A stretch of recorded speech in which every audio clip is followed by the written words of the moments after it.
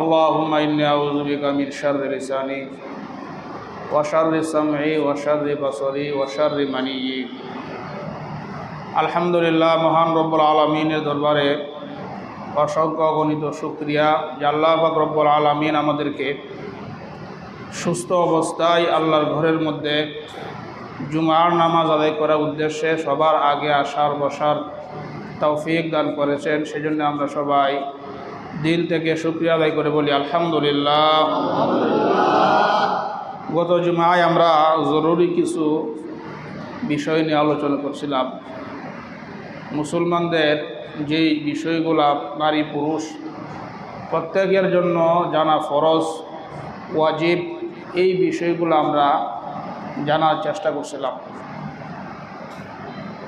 এই বিষয়গুলো জানার পরে আরও কিছু বিষয়, কিছু আমল আছে যে আমলগুলো নবীজি সাল্লাল্লাহু আলাইহি ওয়াসাল্লাম নামাজের পরে আদায় করতেন। এই আমলগুলো এরকম কয়েকটা আমল আজকে আমরা জানব। এই আমলগুলো অনেক লাভ আছে, অনেক ফজিলত আছে। রাসূল আকরাম সাল্লাল্লাহু আলাইহি ওয়াসাল্লাম নামাজ আদায় করার পরে নবীজি সাল্লাল্লাহু আলাইহি ওয়াসাল্লাম ইস্তিগফার করতেন।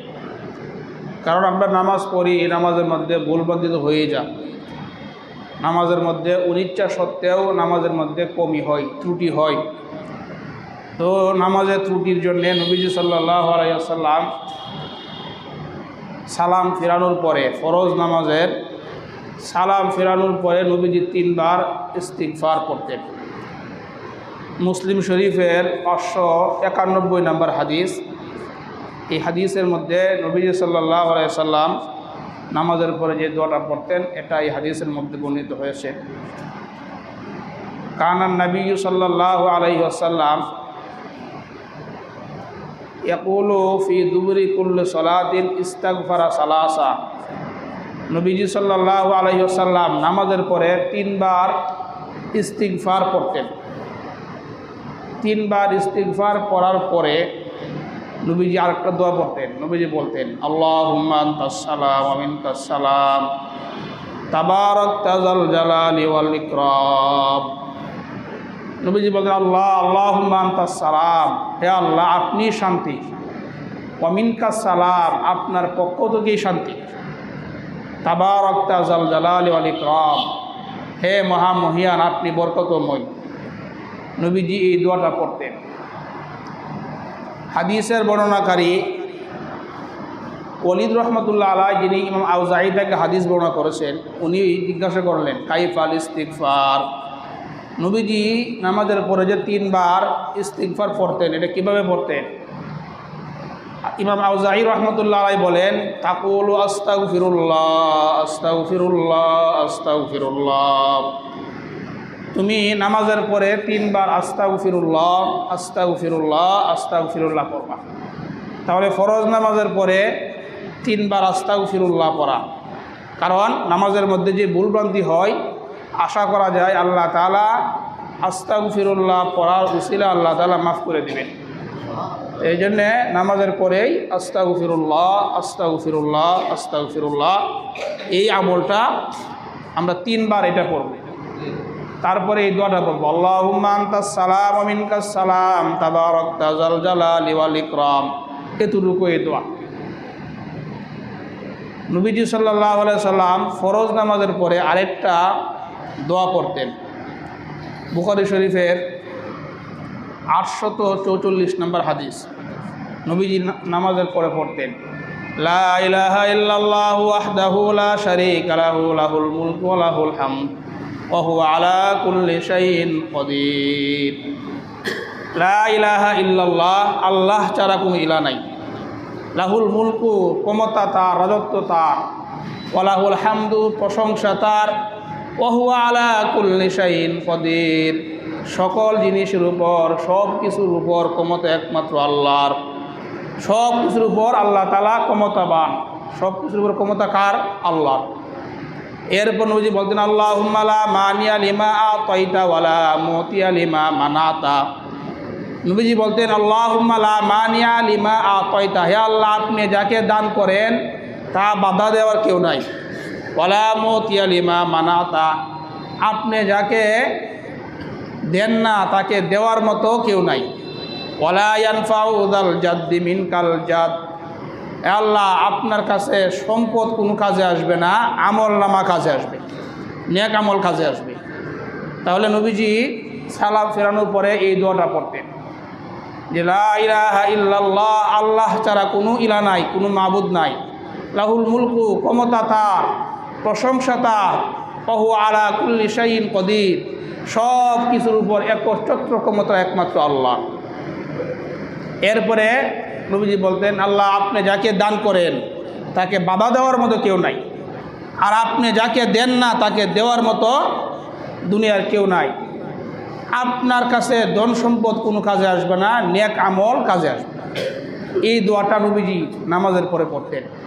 এই জন্যে এই দোয়াটা আমরা করার চেষ্টা করব। আরেকটা আমল যেটা আমরা অনেকেই পড়ি, ফরজ নামাজের পরে 33 বার সুবহানাল্লাহ, 33 বার আলহামদুলিল্লাহ, 33 বার আল্লাহু আকবার, এরপর একটা দোয়া, বা আমরা 34 বার আল্লাহু আকবার পড়ি। হাদিসের মধ্যে আসছে প্রত্যেক 5 ওয়াক্ত ফরজ নামাজের পরে 33 বার 33 বার 33 বার 99 বার, তারপর আরেকটা দোয়া লা ইলাহা ইল্লাল্লাহু ওয়াহদাহু লা শারীকা লাহু, যে দোয়াটা আমরা মাত্র পড়লাম। এই দোয়াটা পড়ার দ্বারা 100 বার পূর্ণ করবে। হাদিসের মধ্যে নবীজি বলেন তার গুনাহ যদি সমুদ্রের ফেনা পরিমাণ হয়, ওই পরিমাণ গুনাহও আল্লাহ মাফ করে দেবে। তাহলে ফরজ নামাজের পরে 33 বার সুবহানাল্লাহ, 33 বার আলহামদুলিল্লাহ, 33 বার আল্লাহু আকবার, না পারলে আপনি 34 বার আল্লাহু আকবার পড়েন। ক্বালা রাসূলুল্লাহ সাল্লাল্লাহু আলাইহি ওয়াসাল্লাম, মুসলিম শরীফের 597 নম্বর হাদিস। নবীজি বলেন মান সাব্বাহাল্লাহা ফি দুবুরি কুল্লি সালাতিন সালাসা ওয়া সালাসিনা ওয়া হামিদাল্লাহা সালাসা ওয়া সালাসিনা ওয়া কাব্বারাল্লাহা সালাসা ওয়া সালাসিন। নবীজি বলেন যে ব্যক্তি ফরজ নামাজের পরে 33 বার সুবহানাল্লাহ, 33 বার আলহামদুলিল্লাহ, 33 বার আল্লাহু আকবার, ফাতিলকা 99 মিআ, এই হইল 99 বার। ওয়া ক্বালা তামামাল মিআ, 100 বার পূর্ণ করে সে বলবে লা ইলাহা ইল্লাল্লাহু ওয়াহদাহু লা শারীকা লাহ, লাহুল মুলকু ওয়া লাহুল হামদু ওয়া হুয়া আলা কুল্লি শাইইন কদির। এটা একবার। তাহলে 33 33 33 99, এই দোয়াটা একবার। নবীজি বলেন গুফিরাত খতায়াহু ওয়া ইন কানাত মিসলা জাবাদিল বাহরি, আল্লাহ তাআলা তার গুনাহগুলি মাফ করবেন, এমনকি তার গুনাহ যদি সমুদ্রের ফেনা পরিমাণ হয়, সমুদ্রের ফেনা পরিমাণ গুনাহ আল্লাহ মাফ করে দিবেন। ওয়া ইন কানাত মিসলা জাবাদিল বাহরি, নবীজি বলেন সমুদ্রের ফেনা পরিমাণ গুনাহও আল্লাহ মাফ করে দিবেন। তাহলে প্রত্যেক 5 ওয়াক্ত নামাজের পরে এই দোয়াটা, এই 33 বার সুবহানাল্লাহ, 33 বার আলহামদুলিল্লাহ, 33 বার আল্লাহু আকবার, তারপরে এই দোয়াটা, এটা আমরা শেখার চেষ্টা করব। এই দোয়া না পারলে আপনি 34 বার আল্লাহু আকবার যেটা আমরা পড়ি এটা পড়বেন। তাহলে এটাও একটা গুরুত্বপূর্ণ আমল আমরা শিখলাম, আজীব আমল শিখলাম যে সমুদ্রের ফেনা পরিমাণ গুনাহ, সমুদ্রের ফেনা পরিমাণ গুনাহ আল্লাহ তাআলা মাফ করে দিবেন। আমাদের তো কত গুনাহ হয়ে যায়, ইচ্ছায় অনিচ্ছায় অনেক গুনাহ হয়। এই জন্যে এই তাসবিহাতগুলো গুরুত্ব দেওয়া, গুরুত্ব সহকারে এই তাসবিহাতগুলো আদায় করা। 5 ওয়াক্ত নামাজের পরে এগুলো আমরা আদায় করার চেষ্টা করব। আবু দাউদ শরীফের 1522 নম্বর হাদিস, এখানেও একটা দোয়া নবীজি সাল্লাল্লাহু আলাইহি ওয়াসাল্লাম ওনার সাহাবা মুআজ ইবনে জাবাল রাদিয়াল্লাহু তাআলা আনহুকে শিখাইছেন। নবীজি সাল্লাল্লাহু আলাইহি ওয়াসাল্লাম একদিন বলতেছেন ইয়া মুআজ আল্লাহি ইন্নী লা উহিব্বুক, নবীর সাহাবা মুআজকে নবীজি বলেন মুআজ আল্লাহি ইন্নী লা উহিব্বুক, আল্লাহর কসম আমি তোমাকে ভালোবাসি, মহব্বত করি। নবীজি সাহাবাকে বলতেছেন মুআজ আল্লাহর কসম আমি তোমাকে মহব্বত করি। আবার বললেন ইয়া মুআজ আল্লাহি ইন্নী লা উহিব্বুক, মুআজ আল্লাহর কসম আমি তোমাকে মহব্বত করি। মুআজ আমি তোমাকে মহব্বত করি, মহব্বতের দাবি নিয়ে আমি তোমাকে একটা কথা বলি, লা তাদআন্না ফি দুবুরি কুল্লি সালাত, প্রত্যেক ফরজ নামাজের পরে তুমি একটা দোয়া, এই দোয়াটা কিছুতেই তুমি ছাড়বা না, এই দোয়াটা তুমি কখনোই পরিত্যাগ করবা না। আমি তোমাকে মহব্বত করি, মহব্বতের দাবি নিয়ে আমি তোমাকে একটা দোয়া বলতেছি, যে দোয়াটা ফরজ নামাজের পরে কখনোই তুমি ছাড়বা না। এই দোয়াটা কি? তাকুলু, তুমি বলবা, আল্লাহুম্মা আইন্নি আলা যিকরিকা ওয়া শুকরিকা ওয়া হুসনি ইবাদাতিক। এই দোয়াটা ফরজ নামাজের পরে তুমি কিছুতেই ছাড়বা না। এই দোয়াটা আল্লাহুম্মা আইন্নি আলা যিকরিকা ওয়া শুকরিকা ওয়া হুসনি ইবাদাতিক, ছোট্ট একটা দোয়া। এই দোয়াটা আমরা কয়জনে পড়ি? অনেকে হয়তো আমরা জানি না, এটা আমরা শেখার চেষ্টা করব। দেখেন এই দোয়াটা কত সুন্দর অর্থ। নবীজি বলছেন, নবীজি তার সাহাবা মুআয ইবনে জাবালকে বলছেন, আমি তোমাকে মহব্বত করি, আমি তোমাকে ভালোবাসি। মহব্বতের দাবি নিয়ে নবীজি 2 বার বলছেন, আমি তোমাকে একটা দোয়া বলি, জীবনেও এই দোয়াটা তুমি পরিত্যাগ করবা না, জীবনেও এই দোয়াটা ছাড়বা না। আল্লাহুম্মা ইন্নী আলা যিকরিকা, আল্লাহ আপনি আমাকে সাহায্য করেন আপনার জিকির যাতে করতে পারি। আল্লাহুম্মা ইন্নী আলা যিকরিকা ওয়া শুকরিকা, এ আল্লাহ আপনি আমাকে সাহায্য করেন আপনার জিকির যাতে বেশি বেশি করতে পারি। আল্লাহ আপনি আমাকে সাহায্য করেন আপনার শুকরিয়া যাতে আদায় করতে পারি। ওয়া হুসনি ইবাদাতিক, আল্লাহ আমাকে সাহায্য করেন যাতে আমি আপনার উত্তম ইবাদত বেশি বেশি করতে পারি। কত সুন্দর ও দোয়া, হ্যাঁ, কত সুন্দর দোয়াটা। আল্লাহ আমাকে সাহায্য করেন যাতে আমি আপনার জিকির করতে পারি। আল্লাহ আমাকে আপনি সাহায্য করেন যাতে আপনার কৃতজ্ঞতা আদায় করতে পারি। আল্লাহ আমাকে সাহায্য করেন যাতে আপনার উত্তম ইবাদত করতে পারি। এই জন্য এই দোয়াটা করা দরকার আছে না আমাদের সবার। আল্লাহর তৌফিক ছাড়া আল্লাহর ইবাদত করা সম্ভব হবে? বলেন, আল্লাহর তৌফিক ছাড়া নামাজ পড়া সম্ভব হবে? আল্লাহর তৌফিক ছাড়া নেক আমল করা সম্ভব হবে? এই আল্লাহর তৌফিক ছাড়া, এটা হলো দোয়া। আল্লাহুম্মা ইন্নী আলা যিকরিকা ওয়া শুকরিকা ওয়া হুসনি ইবাদাতিক। এই দোয়াটাও আমরা ইনশাআল্লাহ শেখার চেষ্টা করব, আর নয় বাংলাতেই আমরা বলার চেষ্টা করব। আল্লাহ আমাকে আপনার তৌফিক দেন যাতে আল্লাহ আপনার 5 ওয়াক্ত নামাজ পড়তে পারি, যাতে আপনার জিকির করতে পারি, যাতে আপনার শুকরিয়া আদায় করতে পারি, যাতে আপনার নেক আমল বেশি বেশি করতে পারি। এরকম দোয়া আমরা বাংলাতে আল্লাহর কাছে বলবো, আল্লাহর কাছে তৌফিক চাইব, সাহায্য চাইব। তাহলে নবীজি সাল্লাল্লাহু আলাইহি সাল্লাম মুআয ইবনে জাবালকে এই দোয়াটা শিখাইলেন। আমরা এটা জানলাম আবু দাউদের হাদিস থেকে। আবু দাউদ শরীফের 1523 নম্বর হাদিস। এই হাদিসের মধ্যে নবীজি সাল্লাল্লাহু আলাইহি সাল্লাম উকবা ইবনে আমির রাদিয়াল্লাহু তাআলা আনহুকে নবীজি বললেন, হে উকবা তুমি পড়ো। উকবা ইবনে আমির বললেন, লা আকুল শাই, আমি কিছুই পড়ি না। নবীজি বললেন, কুল, তুমি পড়ো। উকবা ইবনে আমির বললেন, আমি কিছুই পড়ি না। তৃতীয়বার বললেন, এ উকবা আকুল। উকবা ইবনে আমির বললেন, মা আকুল শাই আয়া রাসূলুল্লাহ, আমি কি পড়ব? নবীজি 3 বার বললেন। নবী সাহাবা উকবা ইবনে আমিরকে, তুমি পড়ো। 2 বার বললেন, আমি কি পড়ব, আমি পড়ি নাই, আমি কিছুই পড়ি নাই। তৃতীয়বার জিজ্ঞেস করলেন, আমি কি পড়ব ইয়া রাসূলুল্লাহ, আমাকে আপনি বলেন। নবীজি বললেন, কুল হুয়াল্লাহু আহাদ ওয়াল মুআউযিযাতাইন দুবুরা ফি কুল্লি সালাহ। উকবা ইবনে আমিরকে নবীজি বললেন, তুমি পড়ো কুল হুয়াল্লাহু আহাদ, কুল আউযু বিরাব্বিল ফালাক, কুল আউযু বিরাব্বিন নাস। প্রত্যেক ফরজ নামাজের পরে এই 3টে সূরা তুমি পড়ো। প্রত্যেক ফরজ নামাজের পরে নবীজি উকবা ইবনে আমিরকে বললেন, তুমি এই সূরাগুলো তুমি প্রত্যেক ফরজ নামাজের পরে পড়বা। এটা সহজ না, আমরা সবাই পারি না। কুল হুয়াল্লাহু আহাদ, কুল আউযু বিরাব্বিল ফালাক, কুল আউযু বিরাব্বিন নাস, এই সূরাগুলো পড়া। এখন এই সূরাগুলো পড়লে কী লাভ? তিরমিজি শরীফের 3575 নম্বর হাদিসের মধ্যে নবীজি সাল্লাল্লাহু আলাইহি সাল্লাম বলেন, এই সূরাগুলা যে ব্যক্তি ফরজ নামাজের পরে 3 বার পড়বে, সকালে 3 বার, সন্ধ্যায় 3 বার, মানে প্রত্যেকটা সূরা 3 বার করে পড়বে। প্রত্যেকটা সূরা ফজর নামাজের পরে 3 বার করিয়া, মাগরিবের নামাজের পরে 3 বার করে পড়বে। কুল হুয়াল্লাহ, ফালাক, নাস। নবীজি বলেন, দুনিয়ার সমস্ত বিপদ থেকে আল্লাহ তাকে হেফাজত করবে এই 3টে সূরা। ক্বালা রাসূলুল্লাহ সাল্লাল্লাহু আলাইহি ওয়াসাল্লাম, নবীজি বলেন, তুমি যে ব্যক্তি এই 3টে সূরা প্রত্যেক ফরজ নামাজের পরে 3 বার পড়বে, তাকফিকা মিন কুল্লি শাই, নবীজি বলেন দুনিয়ার সমস্ত বালা মুসিবত থেকে এই 3টে সূরা যথেষ্ট হয়ে যাবে।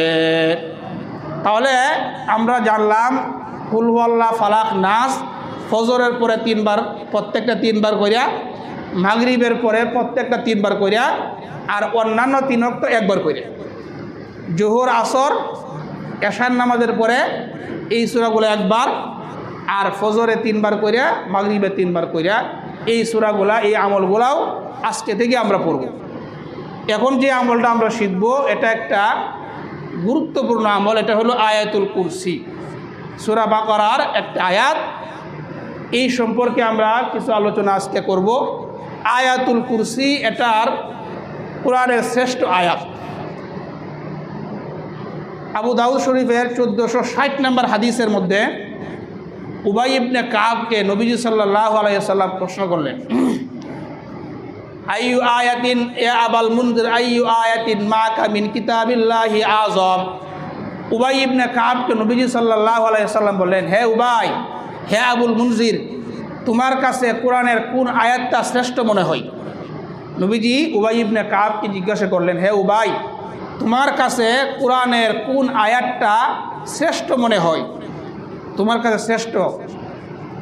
উবাই ইবনে কাব জবাব দিলেন, উত্তর দিলেন, আল্লাহু ওয়া রাসূলুহু আলাম, আল্লাহ আল্লাহ রসুলই ভালো জানেন। আবার নবীজি প্রশ্ন করলেন, এ আবাল মুনজির আইয়ু আয়াতিন মাকা মিন কিতাবিল্লাহিল আযম। হে উবাই, তোমার কাছে কোরআনের কোন আয়াতটা শ্রেষ্ঠ মনে হয়? উবাই ইবনে কাব চিন্তা করলেন, প্রথমবার আমি বললাম আল্লাহ আল্লাহ রসুলই ভালো জানেন। দ্বিতীয়বার যখন নবীজি আমাকে প্রশ্ন করলেন কোরআনের কোন আয়াতটা তোমার কাছে শ্রেষ্ঠ, আমি গবেষণা করে চিন্তা ফিকির করে আমি বললাম আল্লাহু লা ইলাহা ইল্লা হুয়াল হাইয়ুল কাইয়্যুম। এই আয়াতটা অর্থাৎ আয়াতুল কুরসি। আমি বললাম, হুজুর, আমার কাছে মনে হয় কোরআনের মধ্যে সবচাইতে শ্রেষ্ঠ আয়াত হইল আয়াতুল কুরসি। এটা বলার পরে ফাদরাবা ফি সদরি, নবীজি সাল্লাল্লাহু আলাইহি ওয়াসাল্লাম আমার বুকের মধ্যে এরকমভাবে হালকাভাবে আঘাত করলেন। সাবাস, আমরা বলি না অনেক সময় ছাত্র যদি কোনো পড়ার পরে উস্তাদ অনেক সময় কি বলে, সাবাস সাবাস বলে না? উবাই ইবনে কাব বলে, নবীজি আমার বুকের মধ্যে হাত দিয়ে বলেন, সাবাস সাবাস, তুমি সঠিক উত্তর দিছো। কোরআনের শ্রেষ্ঠ আয়াত হলো আয়াতুল কুরসি। এই আয়াতুল কুরসি এটা সম্পর্কে আমরা আলোচনা করব। উবাই ইবনে কাবকে নবীজি বলে, উবাই, তুমি যে জবটা দিলা কোরআনের শ্রেষ্ঠ আয়াত আয়াতুল কুরসি, তোমাকে যে আল্লাহ এলেম দান করছেন, এই এলেম দ্বারা তুমি যে উত্তরটা দিতে পারছো, তুমি যে জবটা দিতে পারছো, লিয়াহ নিলাকা ইয়া আবাল মুনজির আল ইলমু, উবাই, তোমার যে আল্লাহ তাআলা এই এলেম দিছেন, এই এলেমের কারণে তুমি যাতে আনন্দিত হও, যাতে তুমি খুশি হও, আল্লাহ তোমাকে এই এলেম দান করছেন। তো কোরআনের শ্রেষ্ঠ আয়াত আয়াতুল কুরসি, কোরআনের প্রধান আয়াত আয়াতুল কুরসি। এটাও হাদিসের মধ্যে আসছে, ক্বালা রাসূলুল্লাহ সাল্লাল্লাহু আলাইহি ওয়াসাল্লাম, নবীজি বলেন, লিকুল্লি শাইইন সানামুন ওয়া সানামুল কুরআনি আয়াতুল কুরসি। নবীজি বলেন, প্রত্যেক জিনিসের একটা চূড়া আছে, চূড়ান্ত শাখা।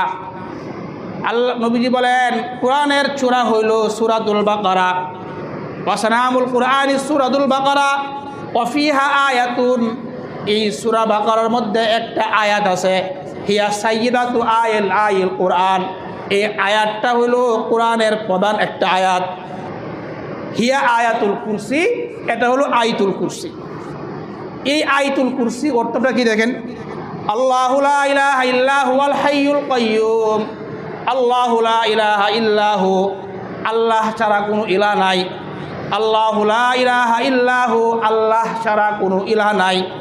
আল্লাহ ছাড়া কোনো ইলাহ নাই মানে একত্ববাদের সাক্ষ্য দেওয়া, তাওহীদের সাক্ষ্য দেওয়া, সব কিছুর মালিক আল্লাহ, আল্লাহ ছাড়া কোনো ইলাহ নাই।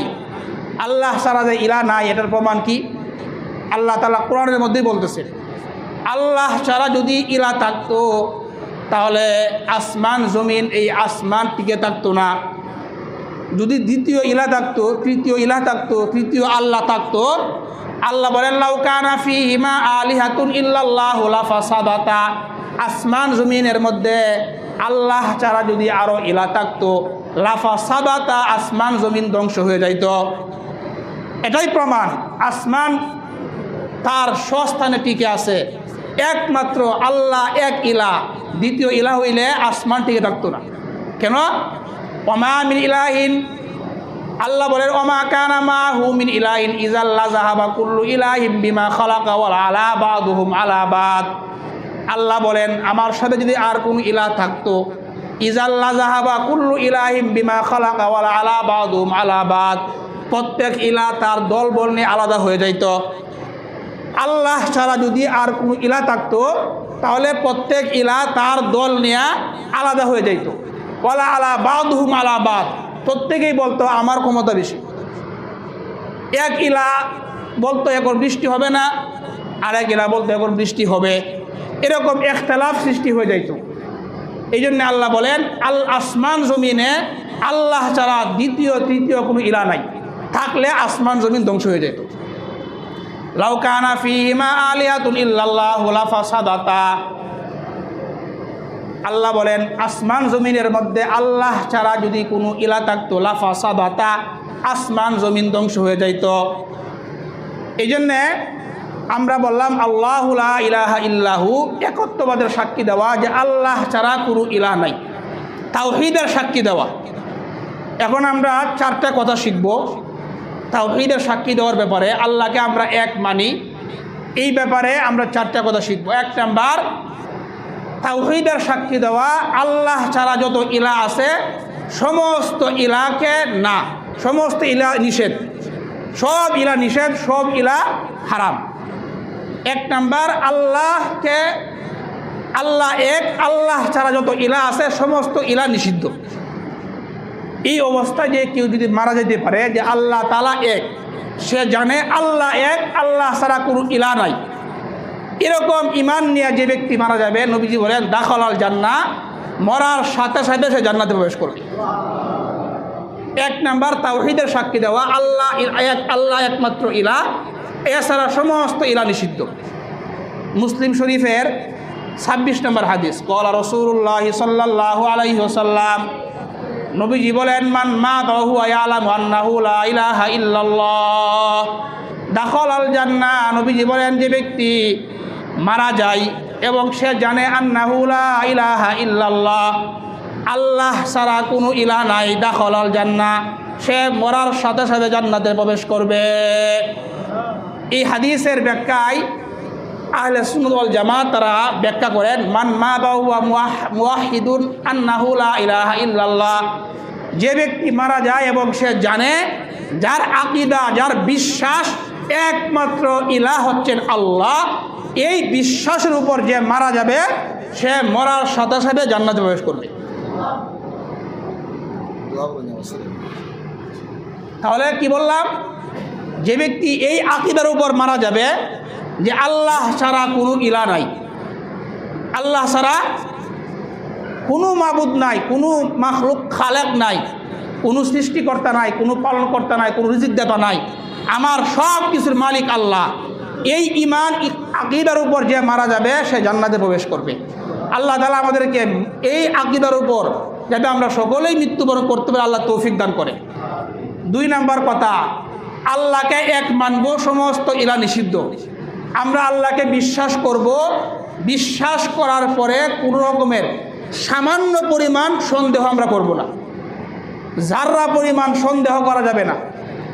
আমার কল্যাণের মালিক, সব কিছুর মালিক আল্লাহ, কল্যাণ অকল্যাণ, সুখ শান্তি, এই সব কিছুর মালিক যে আল্লাহ, এর মধ্যে সামান্য পরিমাণ আমরা সন্দেহ রাখবো না, সন্দেহ ছাড়াই আমরা আল্লাহকে বিশ্বাস করব। সূরা হুজুরাতের 15 নম্বর আয়াত আল্লাহ তাআলা বলে ইন্নামাল মুমিনুনা আল্লাযীনা আমানু বিল্লাহি ওয়া রাসূলিহি সুম্মা লাম ইয়ারতাবু ওয়া জাহাদু বিআমওয়ালিহিম ওয়া আনফুসিহিম ফি সাবিলিল্লাহ উলাইকা হুমুস সাদিকুন। আল্লাহ বলতেছেন ইন্নামাল মুমিনুনা আল্লাযীনা আমানু, ঈমানদার হইল তারা যারা আল্লাহর প্রতি ঈমান আনে, ওয়া রাসূলিহি, রাসূলের প্রতি ঈমান আনে, ঈমান আনার পরে সুম্মা লাম ইয়ারতাবু, সামান্য পরিমাণও সন্দেহ করে না, তারা হইল ঈমানদার। আল্লাহ বলেন তারা হইল ঈমানদার, ঈমান আনে এবং ঈমান আনার পরে সন্দেহ করে না। ওয়াজাহাদু বিআমওয়ালিহিম ওয়া আনফুসিহিম ফি সাবিলিল্লাহ, জান মাল নিয়ে আল্লাহর রাস্তায় জিহাদ করে, উলাইকা হুমুস সাদিকুন, আল্লাহ বলেন আমি আল্লাহ তাদেরকে কোরআনের মধ্যে সত্যবাদী ইমানদার বলে ঘোষণা করে দিলাম। এরা সত্যবাদী ইমানদার, যারা আল্লাহর প্রতি রাসূলের প্রতি ইমান আনে, সুম্মা লাম ইয়ারতাবু, একটুও সন্দেহ করে না, জান মাল নিয়ে আল্লাহ রাস্তায় জিহাদ করে, আল্লাহ তাআলা তাদেরকে সত্যবাদী ইমানদার বলে কোরআনের মধ্যে ঘোষণা করলেন। 3 নাম্বার, আল্লাহকে আমরা এক বিশ্বাস করি, সন্দেহ করি না। 3 নাম্বার, মুখ দিয়া যেমনি আমরা বলি আল্লাহকে বিশ্বাস করি, অন্তরেও এরকম বিশ্বাস করা। মুখে বলি আল্লাহ এক, মুখে বলি সমস্ত ক্ষমতা আল্লাহর, মুখে বলি আল্লাহ তাআলা আমার খালেক, মুখে বলি আল্লাহ তাআলাকে আমি রব হিসেবে মানি, অন্তরে আমি বিশ্বাস করি না, সেও ইমানদার না। সূরা ফাতহের 11 নম্বর আয়াতের মধ্যে আল্লাহ বলেন ইয়াকুলুনা বিআলসিনাতিহিম মা লাইসা ফি কুলুবিহিম, মুখ দিয়ে বলে অন্তরের মধ্যে নাই, এরা ইমানদার না। ইয়াকুলুনা বিআলসিনাতিহিম মা লাইসা ফি কুলুবিহিম, মুখে যা বলে অন্তরেও তা থাকা। মুখ দিয়ে বলি আল্লাহ এক, অন্তরের মধ্যে আল্লাহ এক থাকতে হবে। মুখে বলি আল্লাহ এক, সমস্ত দুনিয়ার সমস্ত ইলা নিষিদ্ধ, অন্তরের মধ্যে এটা থাকতে হবে। শুধু মুখ দিয়ে বললে হবে না, অন্তরেও থাকতে হবে। মুখ দিয়ে বলি সমস্ত ক্ষমতার মালিক আল্লাহ, অন্তরের মধ্যে এটা আমার নাই, আমি ইমানদার হইতে পারলাম না। তাহলে মুখে আমরা বলি আল্লাহ এক, অন্তরে বিশ্বাস করি আল্লাহ এক, এটা তাওহীদের 3 নাম্বার কথা। 4 নাম্বার কথা, আল্লাহকে এক বিশ্বাস করি, মহব্বতের সাথে আল্লাহকে এক বিশ্বাস করি। মহব্বতের সাথে আল্লাহকে বিশ্বাস করি আল্লাহ এক, কারো জোর জবরদস্তির কারণে, কারো চাপে পড়ে আল্লাহ এক এটা বিশ্বাস করি, এরকম না।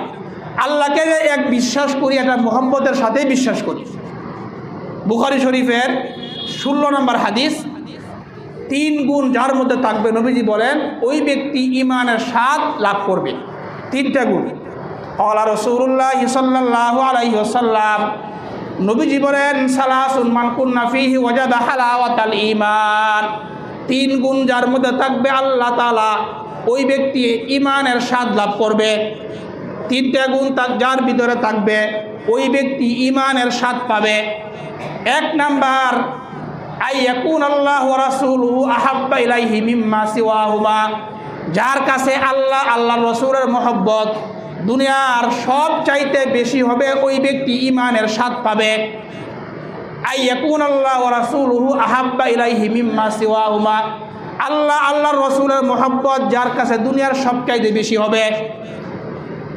তাহলে আল্লাহ আল্লাহর রাসূলের মহব্বত দুনিয়ার সব চাইতে বেশি হইতে হবে কিনা? বলেন আল্লাহ আর রাসূলের মহব্বতে দুনিয়ার সব কিছু ছাড়তে আমরা রাজি আছি কিনা? ইনশাআল্লাহ, যে আমাদের কাছে সব চাইতে বেশি হবে আল্লাহ আল্লাহর রাসূলের মহব্বত। দুনিয়ার সব চাইতে, সব মহব্বতের চাইতে আল্লাহর মহব্বত বেশি হবে, রাসূলের মহব্বত বেশি হবে।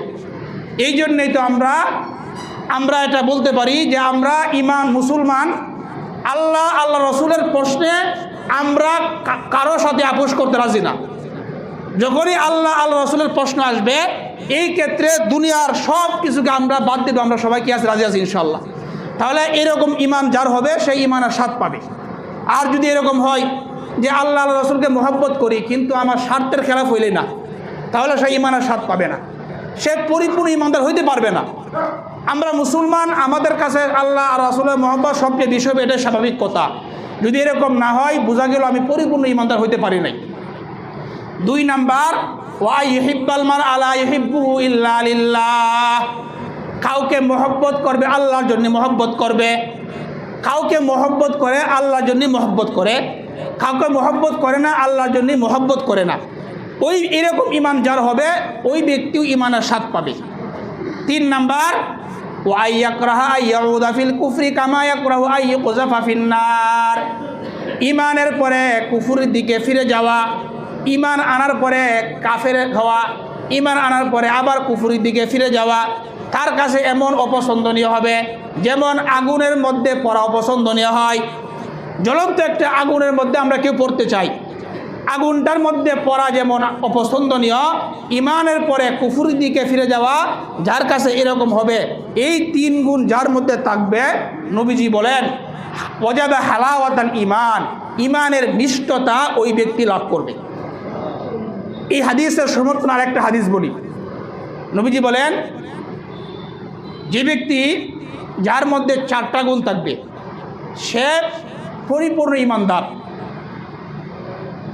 মান আহাব্বা লিল্লাহ ওয়া আবগাদা লিল্লাহ ওয়া আতা লিল্লাহ ওয়া মানা লিল্লাহ ফাকাদ ইসতাকমালাল ঈমান।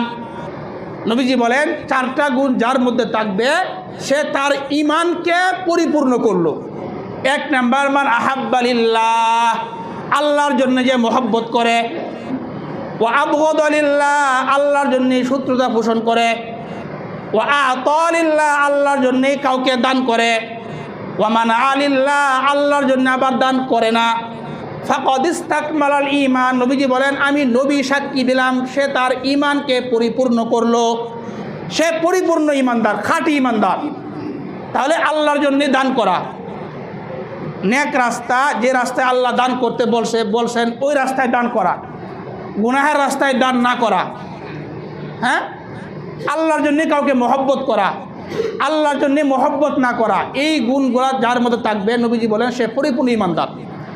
তাহলে আল্লাহু লা ইলাহা ইল্লাহু, আমরা সাক্ষী দিলাম আল্লাহ ছাড়া কোনো ইলাহ নাই। হুয়াল হাইয়ুল কাইয়ুম, তিনি চিরঞ্জীব চিরন্তন। আল হাইয়ুন চিরঞ্জীব, আল কাইয়ুম চিরন্তন।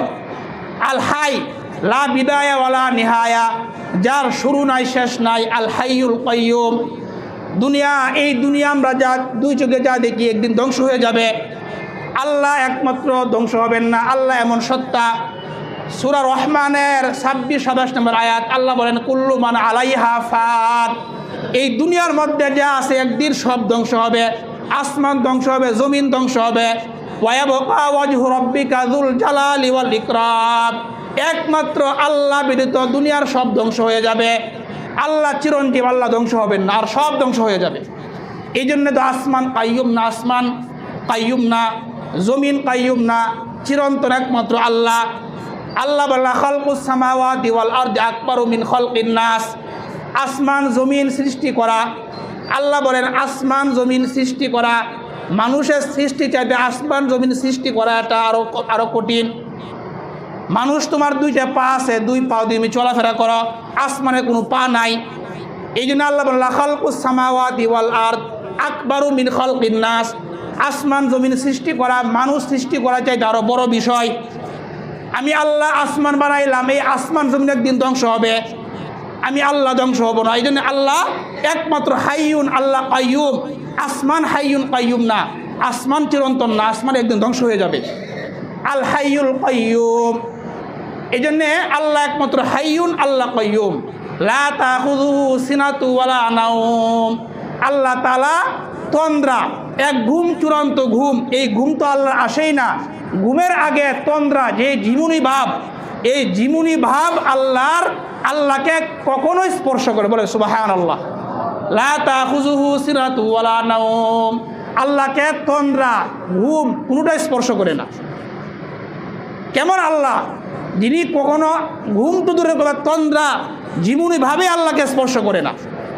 ইবনে মাজার 196 নম্বর হাদিস, ক্বালা রাসূলুল্লাহ সাল্লাল্লাহু আলাইহি ওয়াসাল্লাম, নবীজি বলেন ইন্নাল্লাহা লা ইয়ানাম ওয়া লা ইয়ানবাগি আইয়ানাম। নবীজি বলেন আল্লাহ তাআলা ঘুমান না, এবং ঘুম আল্লাহ তাআলার শানেও আসে না, আল্লাহ তাআলার শানের খেলাফ, আল্লাহর জন্য ঘুম উচিত না। আল্লাহ ঘুমান না, আল্লাহর জন্য ঘুম উচিত না। আল্লাহ ঘুমাইলে আসমান জমিনের নিয়ন্ত্রণ কে করবেন? এই জন্যে আল্লাহ কিছুতেই ঘুমান না। আমরা তো ঘুমাই, রাত্রেবেলা ঘুমাই, দিনের বেলা ঘুমাই, আল্লাহ তাআলা কখনোই ঘুমান না। লা তাখুযুহু সিনাতু ওয়ালা নাওম লাহু মা ফিস সামাওয়াতি ওয়া মা ফিল আরদ, আসমান জমিনের মধ্যে যা আছে সবই আল্লাহর। আসমান জমিনে যা আছে সব কার? সবই আল্লাহর। লাহু মা ফিস সামাওয়াতি ওয়া মা ফিল আরদ, বেঈমানরাও আল্লাহর, ইমানদাররাও আল্লাহর, কাফেররাও আল্লাহর, নামাজি তারাও আল্লাহর, মুশরিকরাও আল্লাহর, সবাই আল্লাহর। লাহু মা ফিস সামাওয়াতি ওয়া মা ফিল আরদ, আসমান জমিনের মধ্যে সমস্ত মাখলুক যা কিছু আছে সবই আল্লাহর, সব আল্লাহর। আসমান জমিনে যা আছে সব আল্লাহর, এবং আসমান জমিনের মধ্যে যা আছে সমস্ত মাখলুকাত আল্লাহ তাআলার প্রশংসা করতেছে আপন আপন ভাষায়। এটা কোরআনে কারিমের বিভিন্ন অনেকগুলো সূরার মধ্যে, বিশেষ করে 28 নম্বর পারার মধ্যে আল্লাহ তাআলা পাই সূরা শুরুতে বলছেন ইসাব্বিহু লিল্লাহি মা ফিস সামাওয়াতি ওয়া মা ফিল আরদ সাব্বাহা লিল্লাহি মা ফিস সামাওয়াতি ওয়া মা ফিল আরদ। আসমান জমিনের সব কিছু আল্লাহর। আল্লাহ বলেন আসমান জমিনের মধ্যে যা কিছু আছে সব আমি আল্লাহর প্রশংসা পাঠ করতেছে। গাছ আল্লাহর তাসবিহ পাঠ করে, সব কিছু আসমান আল্লাহর তাসবিহ পাঠ করে, সব আল্লাহ তাআলার তাসবিহ পাঠ করতেছে। তাহলে লাহু মা ফিস সামাওয়াতি ওয়া মা ফিল আরদ মান যাল্লাযী ইয়াশফাউ ইনদাহু ইল্লা বিইজনি। আল্লাহর অনুমতি ছাড়া, আল্লাহর অনুমতি ব্যতীত কেউ সুপারিশ করতে পারবে না। কিয়ামতের ময়দানে আল্লাহর অনুমতি ছাড়া কেউ সুপারিশ করতে পারবে না। সূরা নাজমের 6 নম্বর পৃষ্ঠার মধ্যে ফেরেশতারা পর্যন্ত আল্লাহর সুপারিশ ছাড়া, এই আল্লাহর অনুমতি ছাড়া সুপারিশ করতে পারবে না। ওয়াকাম মিন মালাকিন ফিস সামাওয়াতি লা তুগনি শাফাআতুহুম। আল্লাহ বলেন আসমানে যত ফেরেশতা আছে লা তুগনি শাফাআতুহুম ইল্লা মিন বাদি। আল্লাহর অনুমতি ছাড়া ফেরেশতারা সুপারিশ করার অনুমতি কোনো কাজে আসবে না। আল্লাহর অনুমতি ছাড়া ফেরেশতাদের সুপারিশ কোনো কাজে আসবে না। এই জন্য কিয়ামতের ময়দানে আল্লাহর অনুমতি ছাড়া কেউ সুপারিশ করতে পারবে না। আল্লাহর অনুমতি, আল্লাহ যাকে অনুমতি দিবেন সেই সুপারিশ করতে পারবে। মান যাল্লাযী ইয়াশফাউ ইনদাহু ইল্লা বিইজনি ওয়াসিআ কুরসিয়্যুহুস সামাওয়াতি ওয়াল আরদ। তাহলে এই আয়াতুল কুরসি থেকে আমরা যে আলোচনা করলাম এর একটা সর্বশেষ একটা কথা, এই আয়াতুল কুরসি কোরআনের শ্রেষ্ঠ আয়াত, কোরআনের প্রধান আয়াত। এখন এই আয়াতুল কুরসি ফজিলত আছে। ফরজ নামাজের পরে যে ব্যক্তি আয়াতুল কুরসি পাঠ করবে, বুলুগুল মারাম একটা হাদিসের কিতাব, এই কিতাবের 97 নম্বর হাদিসের মধ্যে নবীজি বলেন মান করা আয়াতুল কুরসি দুবরা কুল্লি সলাতিন ফামাতা দাখালাল জান্নাহ। নবীজি বলেন ফরজ নামাজের পরে যে ব্যক্তি আয়াতুল কুরসি পড়বে সে মরার সাথে সাথে জান্নাতে প্রবেশ করবে। তাহলে ফরজ নামাজের পরে আয়াতুল কুরসি এই আমলটা আমরা করতে পারি। যাদের মুখস্থ আছে আমরা তো পড়ি, যাদের মুখস্থ নাই আমরা এটা মুখস্থ করার চেষ্টা করব। সূরা বাকারার এই আয়াতুল কুরসি, এই আয়াত, এখানে আল্লাহ তাআলা ইসমে আজম আছে।